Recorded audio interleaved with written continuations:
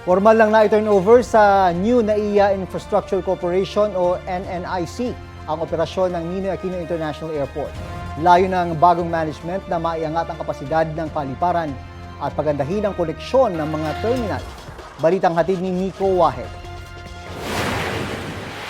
Ang mga problema at aberyang na merwisyo sa mga pasahero ang nais daw tugunan ng pagsasapribado ng mga terminal ng Ninoy Aquino International Airport.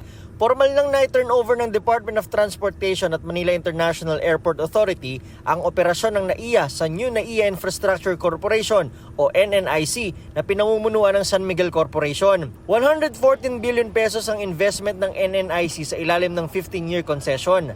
Ayon sa DOTR, gobyerno pa rin ang may-ari ng mga terminal at ibabalik sa kanila ang pagpapatakbo pagkatapos ng concession period. I think what's the most important advantage ng private concessionaire is their ability to input kaagad yung kanilang investment kasi hindi sila ba procurement law, no?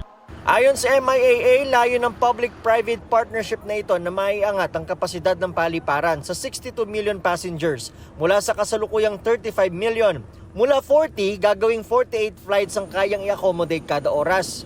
58,000 jobs din ang target malikha. I-expand ng mga terminal at pag-iibayuhin ang koneksyon ng mga ito. Daragdagan ng mga kainan, parking ng mga eroplano at sasakyan at magkakabit ng mga world-class na sistema at teknolohiya. Napagkasunduan din daw na sa gagawing turnover, hindi apektado ang operasyon ng NAIA. Kasama rin sa plano ang reassignment ng flights na gradual o unti-unti raw gagawin. It will have to be discussed thoroughly, no, with other government agencies, ng ating airlines kasi we have to also consider their input. Kung magiging private siya, may direkta ng complaint, may direkta na mga concerns.